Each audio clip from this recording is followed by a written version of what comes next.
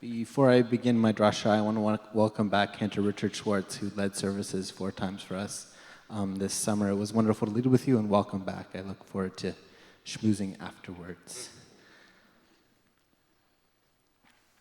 One afternoon, shortly after I graduated from college, I read a book by Rabbi Michael Lerner on Bart on my way from Berkeley to San Francisco. Lerner wrote about how the capitalist world we lived in depends on people pursuing values of greed and selfishness. Our society runs on folks looking out almost exclusively for themselves, Lerner wrote, and not prioritizing the people who buy their products, their neighbors, the environment, the people who work for them, and their fellow citizens of the world.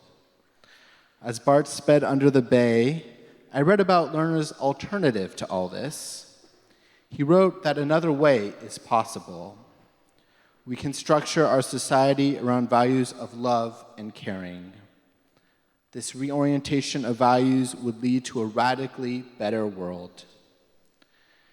Now, I often get motion sickness on Muni, so for the ride from the Embarcadero to the Richmond district on the 38, I stared outside the window and started to daydream about what Lerner had wrote.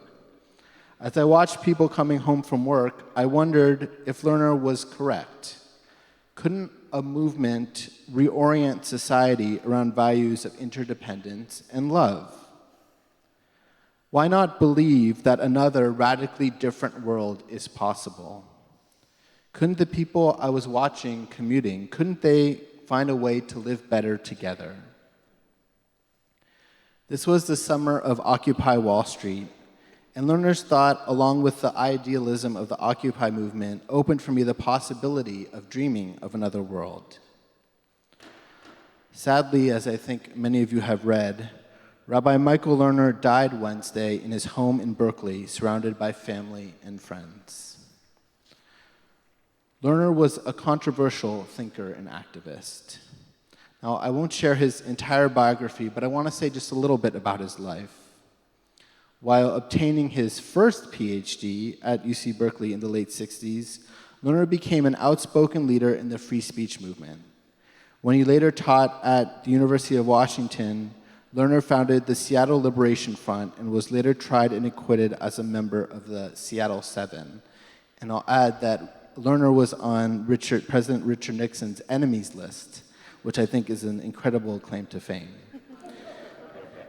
He also studied with Rabbi Abraham Joshua Heschel and the founder of the Renewal Movement, Rabbi Zalman Schachter Shalomi. In 1986, he co-created with his then-wife the magazine Tikkun. Tikkun magazine became a leading voice for the Jewish and interfaith progressive movement. Since Lerner's death, I've seen on the internet many rabbis and other folks who credit Lerner and Tikkun magazine with helping them shape their political views. Lerner went on to write 10 books and became a public intellectual. He was especially vocal in his protests of the Vietnam War and the Israeli government's treatment of Palestinians. Lerner was a complicated person, and some have said that his dedication to his vision sometimes made him hard to work with. That summer after I graduated from college, I interned at Tikkun magazine, and I had the good fortune of having a few conversations with Lerner. He was kind to me, and he encouraged me and the other interns to think boldly about the possibilities of our future. I don't agree with all of his political positions, and I know he was a flawed man, but I want to offer a taste of his vision for us tonight, a vision that I think explains this week's Torah portion, or at least part of it, and a vision that I find to be inspirational. Our Torah portion this week, Parshat Re'eh, begins with a fork in the road. God sets before the people Israel the possibilities of blessing and curse. Blessing if they follow God's commandments, and curse if they veer from the derech, the path, and follow other gods. Now, when I read over these words earlier this week, it felt like they were a little outdated, to say the least. We find, or I think most of us find, that life isn't a simple binary, and we know very well that good deeds often do not go rewarded. But I think Lerner's vision can help us better interpret what's going on here. For all the sociology, psychology, and political writing Lerner did, there is perhaps no better distillation of his thought than his interpretation of the Akedah, which we will read on Rosh Hashanah very shortly. In its most straightforward reading, the Akedah is the story of how God tells Abraham to sacrifice his son Isaac on Mount Moriah, and just as Abraham is about to fulfill this fateful deed, an angel intervenes and tells Abraham to instead sacrifice a ram in a nearby thicket. In his book, Jewish Renewal, Lerner rereads this story of Abraham's life more generally. Lerner writes that Abraham suffered trauma and disconnection early in his life. Abraham wanted to pursue truth and justice, but instead, his father, an idol maker, punished him.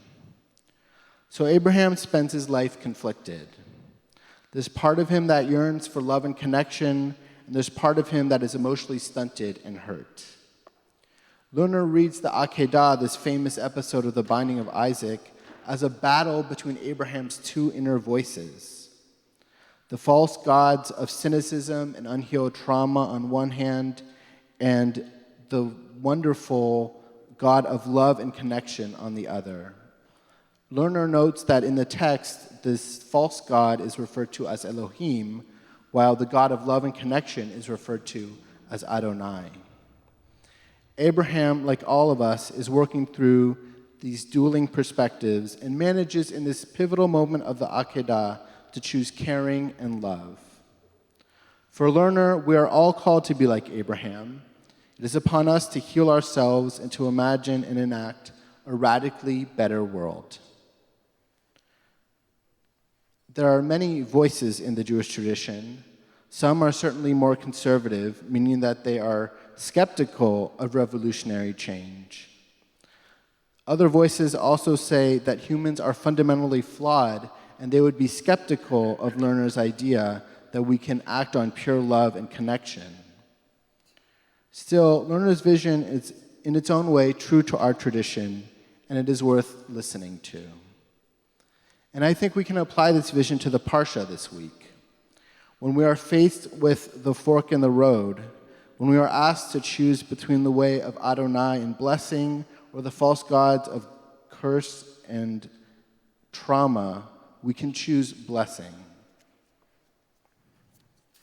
Later in the book of Deuteronomy, in some of my favorite verses of the Torah, this choice between blessing and curse is framed as a choice between life and death. We read, "I call heaven and earth to witness against you this day. I have put before you life and death, blessing and curse. Choose life." Rabbi Lerner should be honored for having tried his best to choose life and urging us all to do the same. Zichrona livracha, may his memory be for a blessing.